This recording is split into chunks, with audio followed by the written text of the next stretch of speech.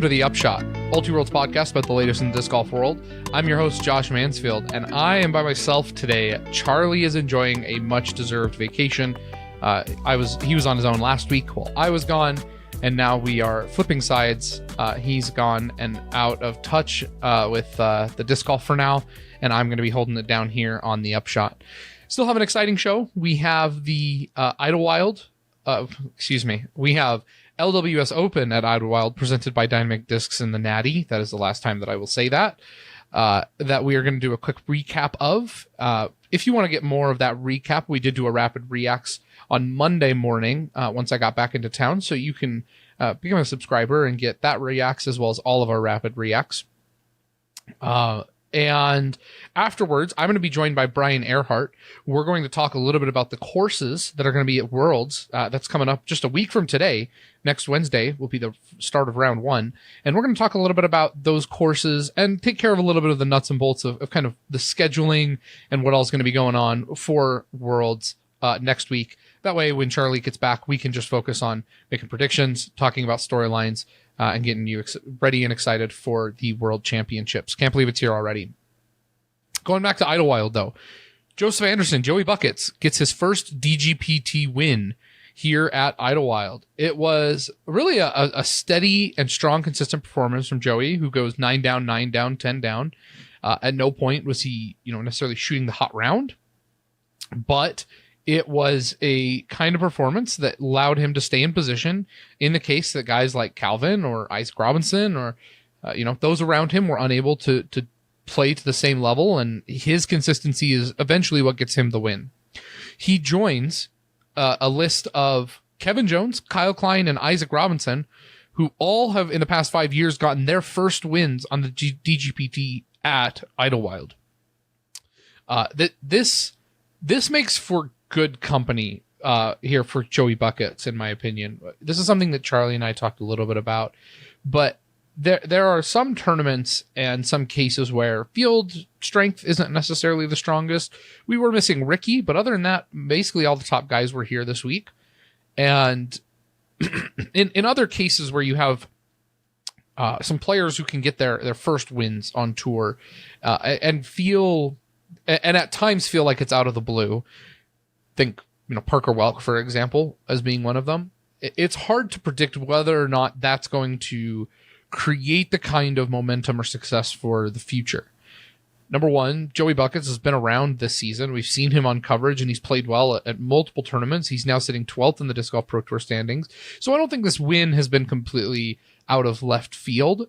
And secondly, the other part that I think is an important consideration here is that he is winning on a course that requires immense amounts of technicality and a strong mental fortitude in order to win.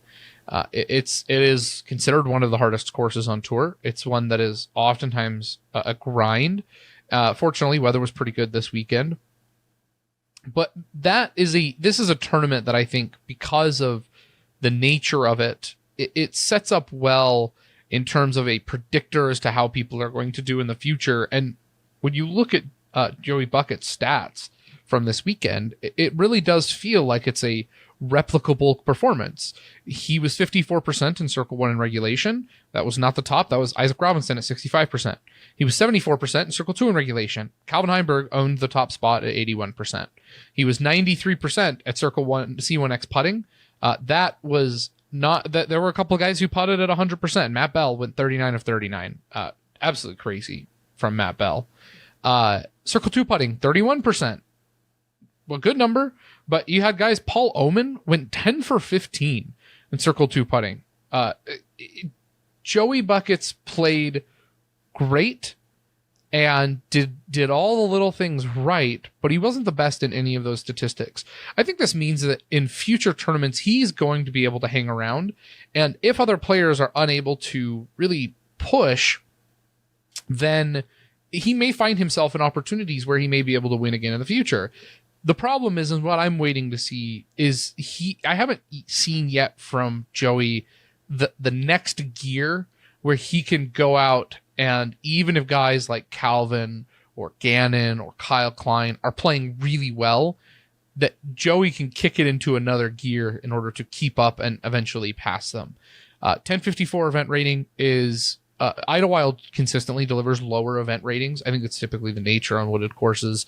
So not trying to read too much into his event rating, but that consistency is going to get him more podiums this season, and it may get him more wins if other players are unable to execute at the level necessary. I think it really benefits him on wooded courses where if he's able to avoid these kind of mistakes, because there are opportunities for players to have the kind of blow-ups like Isaac Robinson had that allowed Joey Anderson to get into the lead and in the position that he was. Isaac Robinson, who was in the lead by a couple of strokes, reached hole 13, and his tournament from there melted. He took a triple bogey on 13, a bogey on 14, and a double bogey on 15, effectively taking him out of contention. And then that's where Joey was able to shine, despite a late charge from the likes of Ezra Robinson, who went 5 down through the last 5 holes in order to get himself a tie into second place, moving up 3 spots from where he started on the day. Over an FPO, it was a bit of a grind. Owen Scoggins looked really good, and she was about the only one. Natalie Ryan also played pretty well, but it was only Natalie really only put together a good final round. She ended up going 7 down in the final round in order to get to 6 down. And so, a really good round from Natalie at the end. But throughout the tournament, holistically looking, Owen was the only one who had any semblance of playing pretty consistently well. It was just really a battle of attrition elsewhere on the course is kind of what it felt like. Not a lot of takeaways for me. I'll tell you what, I'll give 3 takeaways. Number 1, Idlewild still is a course that needs some tweaks to the FPO layout. This has long been a criticism of this course. It very much like has holes, for example, like Raven Klein gets the birdie on hole 3 that has never been birdied in this layout in the FPO field. That needs fixed. There are some tweaks that need made to this course in order to make it more suitable for FPO. That would then also make it more suitable for viewers as well. Number 2 is that Owen Scoggins looks good again. And she did so without great putting as well. It's noteworthy that Owen actually lost strokes gained in C1X. She went negative 2.28, putting only 67% from C1X. She did go 36% in Circle 2. Great Circle 2 putting still.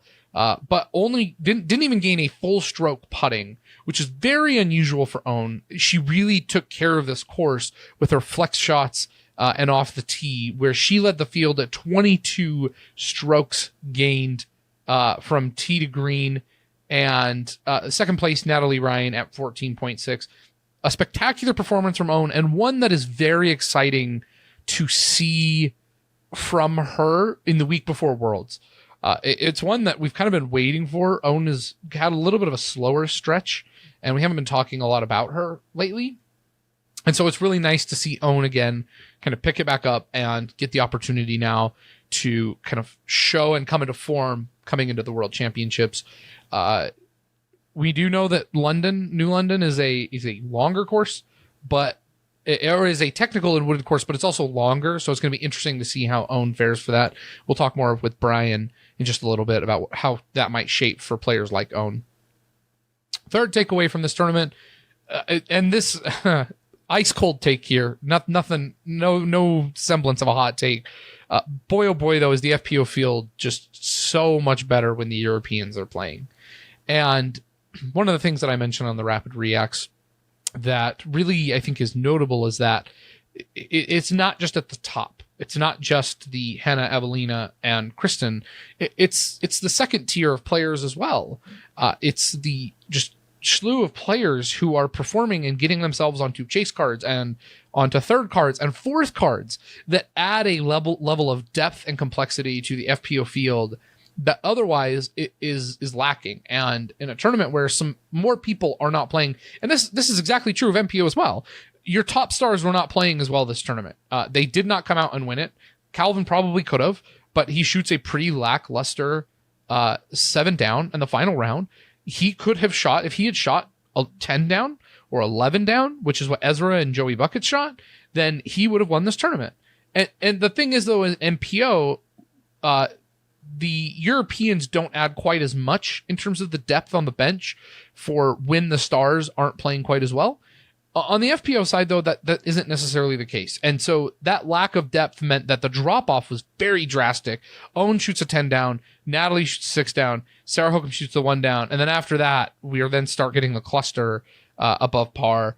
I think that had we had the European field here, it would have looked much more different. And especially given the case that they play in typically wooded environments a little bit more.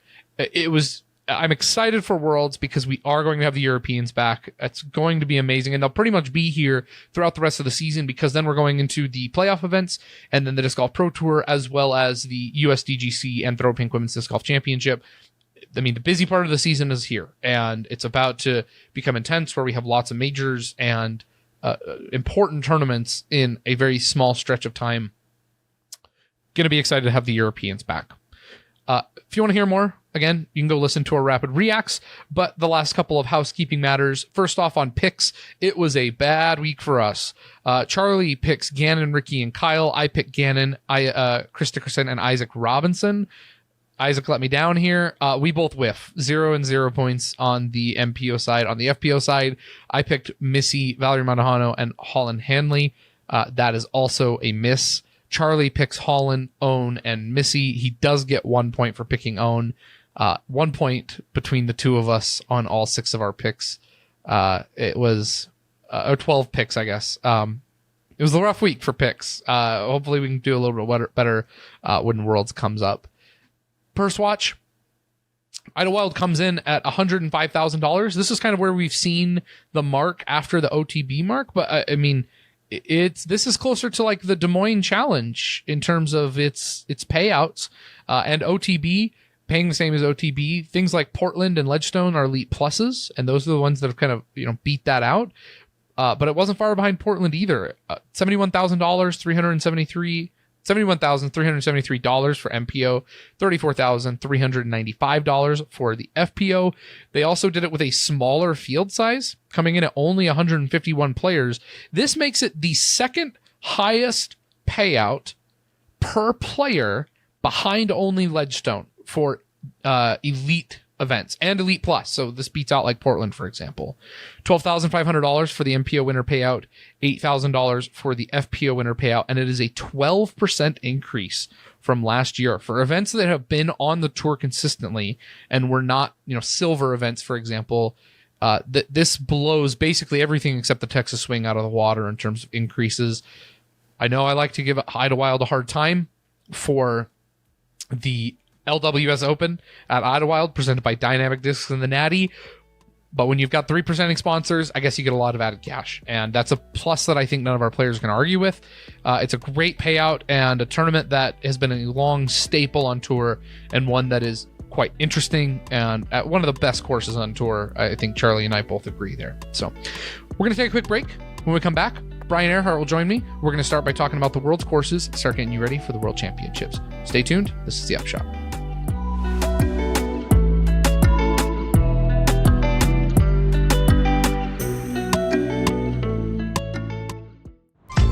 At Pound, the quality of our gear runs deeper than the stitching.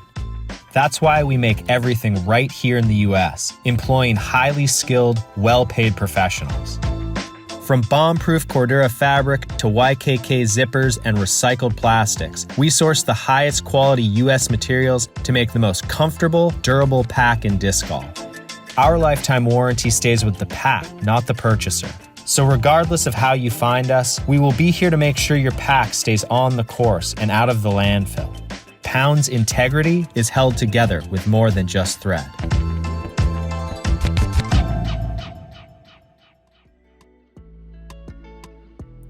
Are you tired of being tired? Are you ready to get 8 hours of unbroken sleep?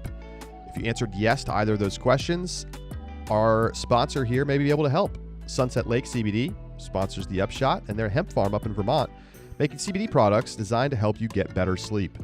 As a former dairy farm that produced dairy and cream for another Vermont staple, Ben & Jerry's, Sunset Lake CBD is no stranger to quality ingredients or standing behind their products. In fact, they test every product for potency and purity and put the results online for all to see. They'll even mail you a copy with your order. I can attest to that. And that includes all of their nighttime products. Sunset Lake has gummies, tinctures, and soft gels designed to help you sleep gently and naturally. I've used the sleep gummies in the past with the melatonin, and man, it knocks you out.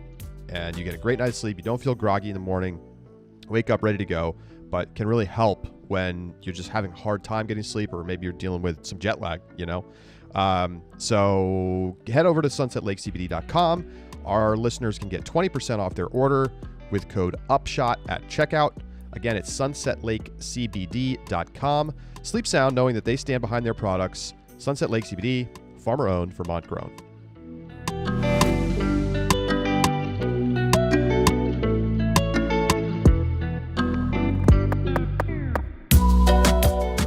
Joining me now on the podcast is friend of the pod. It's a language I've said that I've stolen before. I love it. I think it's the best descriptor for people like our good friend Brian Earhart here, who is now joining me to talk a little bit about the world's courses. Brian, welcome back to the show. Nice to be here. It's hard to fill in Charlie's shoes, but I'll do the best I can. Trust me, our listeners are I agree, Charlie is a staple, but Brian, our listeners are big fans of you, so we're excited to have you back. Before we jump into the world's courses, I did want to ask you one question about Idlewild. Okay. Charlie and I were talking about this in the Rapid Reacts. So Joseph Anderson, Joey Buckets, wins, and he joins, as I talked about, Isaac Robinson, Kyle Klein, and Kevin Jones, all who got their first wins on tour at Idlewild. Now, it's pretty clear those guys have gone on to do some really incredible things in disc golf and are some of the most prominent names in our sport now. What is it about Idlewild that both gives first-time winners an opportunity at that course, but also isn't like a one-off win where then they kind of disappear into the ether and we never see him again? I think it's a mixture of a few things, but I think the first one is it's woods, and regardless of what the course actually looks like, it is a great leveler amongst everybody because you have to execute regardless of how strong you are, how good your form looks like, how fast you can throw. But then also on the other side, it's a course where you have to be exceptionally good over the course of a weekend to win. It's a course where Isaac Robinson, who nearly won the tournament, went 4 down and then went 13 down to get himself into that position to win. And that kind of stuff happens all the time. I think if you're not experienced enough and you're not, I can't say humble, if you're not a golfer, if you're not able to win tournaments with the right mindset, you're not going to stand a chance against Idlewild over the course of 3 rounds. And I think even if there was another round attached to it, like 4, even like a World Championship 5 round, you'd see a very select few guys winning it. So it's a combination of like 3 rounds. It's hard enough. It's woods. And all these guys who won that you just listed are phenomenal scramblers and phenomenal woods players. So that's why. Love it. I love Idlewild. It's a great tournament to watch. Always an exciting one. All right, let's jump into Worlds then. Charlie and I have both admitted that we know nothing about these courses. Okay. I watched Paul Macbeth and Simon's video from however long ago, and that is my exposure to New London. But other than that, I really don't know anything. And so for those who, let's get the schedule real quick. We are going to be playing 3 rounds at Ivy Hill, which is the golf course, 2 rounds at New London. For the MPO field, they are going to be starting at New London, and they will go New London, Ivy Hill, New London, pool, and then Ivy Hill, back-to-back Saturday, Sunday. FPO will be the true alternator. That is, of course, dependent upon the pool shuffle that will take place after round 2. So the pools are split in half by rating. After the second round, they will shuffle them by scores. So for the most part, though, you can presume MPO will finish off with 2 rounds at Ivy Hill. FPO will be a true alternating back and forth between courses. Brian, let's start at New London because I have a tiny bit of familiarity with that. Mm-hmm. Describe New London to us in terms of what's the features, the characteristics that define what New London is. Yeah, I would say it's absolutely a world's caliber course. I cannot wait for the players to attack it. Paul, talking to me about the design here, said that he designed the course in a way that challenged what he wanted to get better at in disc golf. So he was thinking about what is difficult to him, and he tried to design that in a course that also doesn't just give the favor to another play style, because Paul loves to throw fairways and mids on these really techie lines. So there's a lot of left to right moving shots there. But if there is a right to left moving shot, it's either a really touchy flip up backhand or a sidearm that has even more angles to work with. So Paul made sure that there's no full advantages on some of these wooded shots, but then it's mixed with these gorgeous 1,200-foot open par fives with really intentional OB, rolling hills. Yeah, I actually just watched another video recently of people playing it, and I am beyond stoked to see a world championship get played there. I think the tournament's going to get won on those 2 rounds that they play at New London. Okay, so when you say it's going to get won there, when I think of tournaments that take place on courses like, in the 2 kind of separate courses, and we'll get to Ivy Hill in a minute, but think like Green Mountain, for example, it feels more like you need to not lose it at Brewster and then go win it at Fox Hill. Exactly. So you're saying it's the opposite here, that you need to go win at New London and then do well enough at Ivy?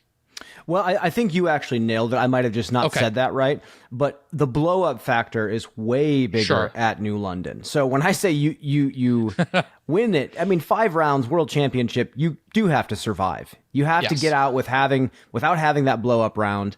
I don't think the course record at New London is very low. So I think you just have to show up there, avoid the giant numbers that deflate you for the rest of the day. It's just under 12,000 feet, mainly in the woods. So you can get deflated even more than people were getting deflated at Idlewild. I mean, we saw some dejected figures playing that course last weekend, and I think New London's going to be even bigger. Ivy Hill is way more scoreable. Way, way more scoreable. Think toboggan as a traditional golf course. Lots of beautiful scenic downhill shots, but the downhill shots are going over fairways and greens and bunkers and whatnot. So way more wide open. So there's less room for failure. The only way it would get challenging is if the winds get up to 20, 25 miles an hour. Then controlling the height and everything like that gets really tough. Okay. So, for reference, as you mentioned, Brian, New London comes in at 11,495 feet on the MPO, 3,500 meters, or for FPO, 9,200 feet or 2,800 meters. It's a long woods course. Yeah. In terms of the width of the fairway, we have a couple of different. Let's talk about width of fairways first. Idlewild is one that we just saw. Very, very narrow fairways that, while fair and defined, they are very narrow and difficult to hit. I think Brewster is one that has significantly wider fairways when you do that comparison. Where does New London fit in terms of what that typical fairway width is?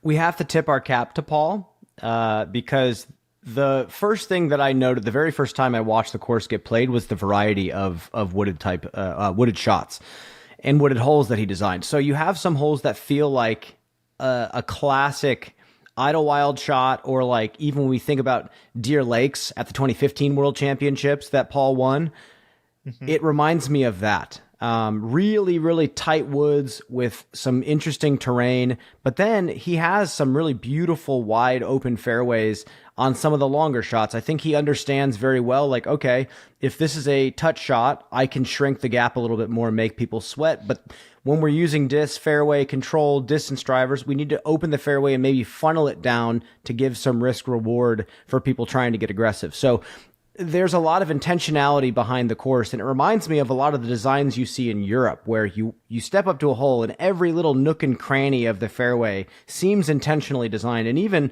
the OB laid out there. I think he really did his best work out there. It's really a wonderful course, and I think variety is the name of the game out there.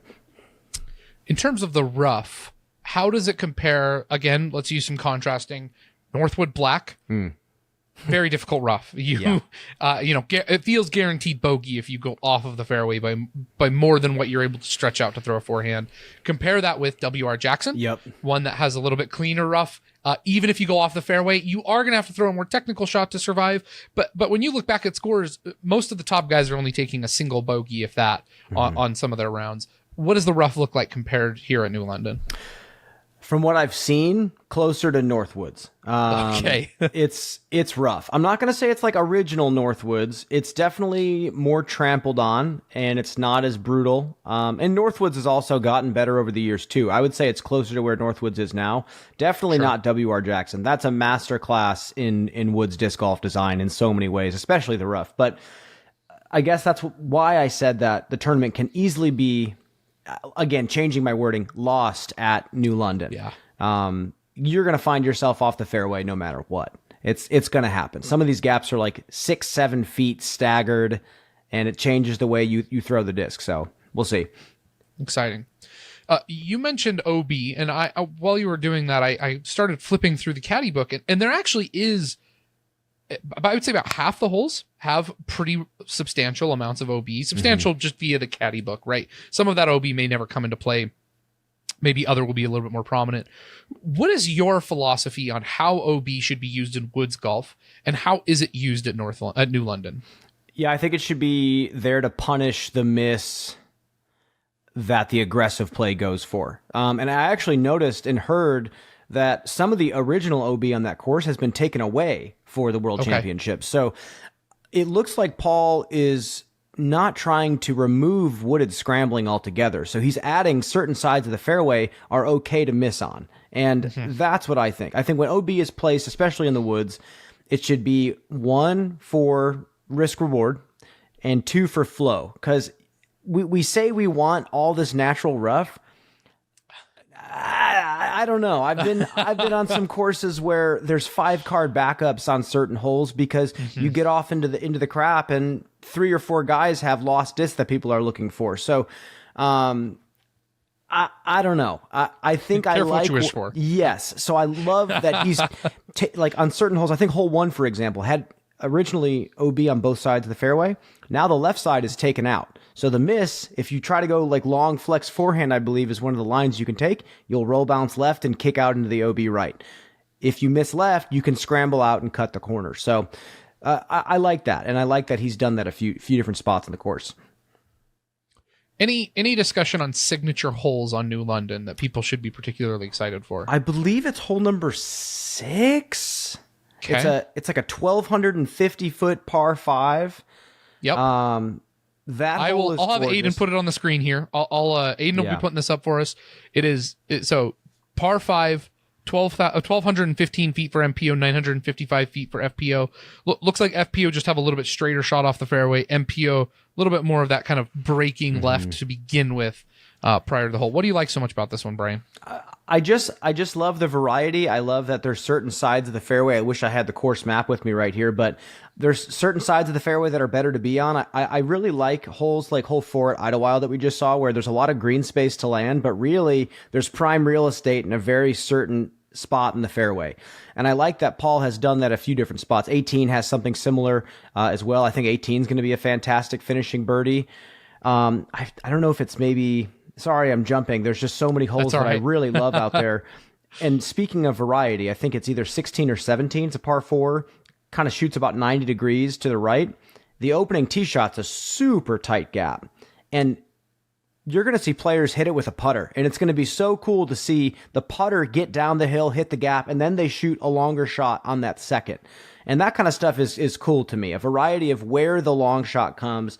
And I think one of the hardest shots in disc golf is when you force a pro to throw a distance shot with a distance driver behind a mini, where the tee pad's not, as big as, a tee pad is. You only have 11 or 8 by 11 sheet of paper to get your footwork right, throwing a full power shot. So there's certain spots on the course where that's a necessity as well. Very, very exciting. New London has very much been hyped up, and from the Simon and Paul video, I think a lot of people are excited to see it in its current iteration for Worlds. Definitely going to be exciting. Let's jump over to Ivy Hill then. You've talked a little bit about it. Ivy Hill comes in actually just a little bit longer than New London at 11,794 feet, almost 3,600 meters for MPO, 10,300 feet for FPO, 3,150 meters for FPO. What are the characteristics? You said toboggan, but maybe on more of a traditional golf course. Does that mean to say then that there's pretty significant elevation changes in this course? Yeah. So if you had players go up to some of these downhill shots and say what the shot actually played and factor that into the distance, it would play shorter than New London. Got it. Scenic wise, I mean, scenery wise, it's beautiful. I mean, there's mountains in the background. There's beautiful mature trees everywhere. It is a gorgeous, gorgeous property. And I hate to say, oh, it's toboggan mixed with a golf course. I'm more complimenting the fact that this golf course has shots that are going to look beautiful on camera. You're going to see guys airing out these massive shots. Landing the disc is more the necessity out there. There's some really tricky island type shots with water all around. So I think in regards to a world championship town, it's perfect. You have 18 holes of wide open, big bomber, control your elevation shots, and then you have the stressful technical play of New London, where distance is still a priority out there, but the distance is going to play more into like what discs you get to choose. So sure. I think New London, or I think Ivy Hill is going to surprise us, and I think there's been more done to the course than previous videos that we've gotten to watch about it. I think it's really coming a long way. So I'm excited. You say landing the disc, controlling kind of the elevation plays here, both of which are going to be pretty important. What other skill sets do you think are most going to be challenged here at Ivy? And in terms of scores, are we going to see the kind of, I mean, when I think of open courses that complement a wooded difficulty, I think of Lake Eureka, for example, that's your course record, your top scores are shooting 13, 14 down. Fox Run isn't quite that scoreable, but you get the picture.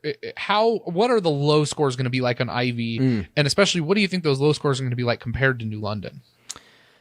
Man, New London, it seems like if you shoot a few down, that'll be enough. It's not going to be the hot round, but if you shoot a few down, you'll be in the hunt. And then Ivy Hill, I feel like from what I've seen, you're going to have to go double digits unless the wind picks up to that 20 to 30 mile an hour mark.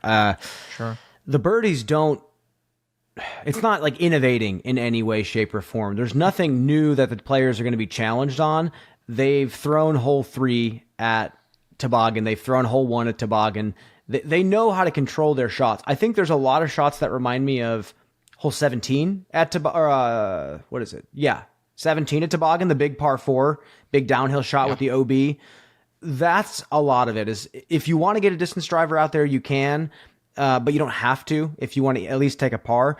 I think distance is actually going to be heavily rewarded out there. Again, not just from a pure power point in the fairway spot. It's more for like a disc selection type thing. If you got a guy who's able to throw lawn darts out there and get as far as people having to stretch the entire disc out, they're going to have an enormous, enormous advantage out there. So let's compare and contrast a couple different styles and talk about how you think they're going to play. Heck, we can do both courses. Let's start at Ivy, though. You have, I think, in my mind, 3 different styles. You have Gannon Burr, who enjoys throwing those flex lines, as of late especially. Really throws a lot of flex lines. Calvin Heimberg, who really throws power shots, kind of flat, but isn't necessarily all... I mean, he throws far, but not just like the flat, lower ceiling... a little bit more line drive. It's kind of the way I like to describe them, shots. And then, maybe like an Ezra Aderhold, right? Who just has explosive distance, can really use and shape or an Anthony Barella. That's, I think there's the better example even. The big spike hyzers can rely on taking a comfortable and safe angle because of his distance. Whose style do you think is going to be rewarded at Ivy? Well, first off, and this is, I'm not trying to be like a one-upper because I talked to Gannon more recently. I actually have heard from him and watched from him that hyzer flip is becoming his stock. And it's weird because for the longest time, I remember him telling me flex is the future of disc golf. Everyone's going to throw flex. I watched Ricky play disc golf and I wanted to play like that. Since the bag change, and I don't know if it's a result of the stabilities that he's throwing, he likes the hyzer flip now. Can he still throw the flex? Yes. I'm curious to see what he chooses out there at Ivy Hill. Okay. I think Rick is going to be a heavy favorite at the World Championships on both courses. And I say this because, especially, hopefully the popped rib, I don't know exactly what that entails and like what the recovery looks like. It sounds like he's fixed. He was playing great later in Idlewild. He's one of the best scramblers of all time. So New London, no problem. He's got the flex sidearm. He's starting to throw more hyzer flip. But Ivy Hill, this dude can throw flexes better than anybody. I would say even better than Gannon. And when the wind picks up, he can just jam something nose down, overstable, and get it out there. I think his play style will be best suited for this World Championships. And it's funny, Paul designed New London, but when I look at New London, I'm thinking, man, Rick has a shot for that. He can play the overstable flex sidearm on this. He's the first person I thought of when I watched both properties. Having a forehand, how important is that going to be on the MPO side? At Ivy Hill, very important, for sure. Okay. You have to have power from both sides. Just depending on where the OB is, you want to get inbounds and play as safe as possible. You don't need to get hyper aggressive from what I saw. There's a couple tee shots where power hyzer gets you to an average spot, stretching it a little bit gets you to a flat spot, so you have better footing and you can see the basket. I saw that a few times. And again, Ricky has blown me away time and time again, whether I'm commentating on him or I'm playing with him. He'll throw a shot that looks like he didn't even try, and he just kind of leaned his body into a flex, and he's out there 550. So if he's feeling good, Gannon's going to have to work. But before I let you go, I got to say, or let you talk. Gannon walked up to me after Idlewild. Okay. And I was like, I'll see you in Virginia. And he goes, I'm going to play 7 rounds a day until I win the World Championship. I'll see you in Virginia. Very funny. Very fun. That is good. I want to ask you while we're on the Ricky talk point. We've had some discussion. Ricky is now gone, and I don't know if you've listened to these shows. Ricky's gone 7 years now without winning a major. Yep. His World Championships were his last major. He does have some Disc Golf Pro Tour championship victories in there, and obviously lots of Elite Series wins. And he's been close at majors, right? Like European Open being the most recent example. Why has Ricky not won a major in 7 years?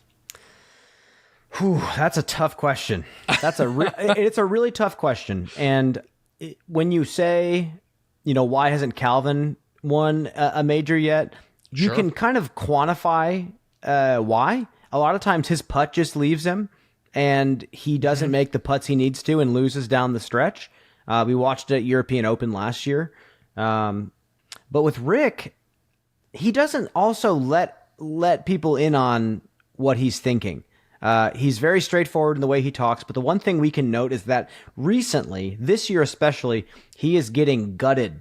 Like, he is emotionally gutted when he comes close and loses. We saw that at chess.com. I think European Open, he was destroyed. He gave everything, every ounce that he had to win that, and made one mistake down the stretch and lost it. It hurt him, and I think just that is the X factor that's going to take him to another major. But I think there's got to be some sort of like real subconscious block. And I think the most face value thing we can say is that it has been a long time. People are now asking him at press conferences, "Oh, it's been 7 years since you did this. How do you feel about that?" And he's like, probably thinking like, "How do I feel about that? How do you think I feel about that?" Right. Come on.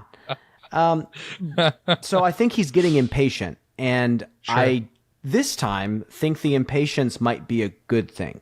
Okay. Like, I think he's going to come out with a sense of urgency. And when it comes to a course like New London, he does outclass players. We say that the woods are like a great leveling act. He does outclass people on these types of tracks. So we'll see how he feels physically if the shoulder injury is still lingering. But I was joking with Charlie that he's just going to buy a cryo chamber and freeze himself until round 1. So we'll see.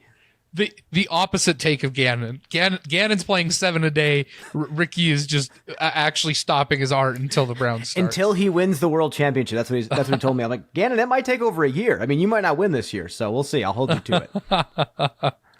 All right, let's transition over to the FPO side. I'm going to categorize them a little bit differently here. Okay. I want to talk about players who are defined largely by their distance versus players who I think are ones who kind of are not known for their distance, rely on a little bit more of a complete game. So you have on the one camp, you've got Holland, you've got Evelina, you've got Henna, you've got Ella, players. You can even put, Ella's middling in there as well. Other camp is going to be one like Kristen, Missy, Own, right? You're all around specialists who definitely don't throw as far, but are still excellent players. I'm probably excluding some people, but generally speaking, do you think that distance is going to provide a significant advantage on these sets of courses, or is the all-around skill, as it has in the past, going to be the one that wins out? All-around skill for sure. I think even more so than MPO, New London is going to be a deciding factor. Because to me, I think about it like this. If there was 5 rounds at, New London, who would win that tournament? There, in my eyes, there's only a handful of players that I think could rise up and win that. And Ivy Hill, again, it's playing shorter than the MPO layout, and that's kind of a grab bag. But we've seen certain players completely take themselves out of the mix playing in the woods, and I'm interested to see who does rise up with all of the European players coming back over here who are used to that style of golf. Missy has played historically very well on really challenging woods courses, just like Northwoods. I mean, she's won 2 Ledgestones there. Kristen, who, again, heavy favorite all the time, no matter what she does, has historically said she doesn't like playing the super tight woods courses. She didn't like a lot of Northwoods. She didn't like Sprinkle Valley. I mean, I'm not sure if she didn't like Sprinkle Valley, but it was frustrating her, and we could visibly see it.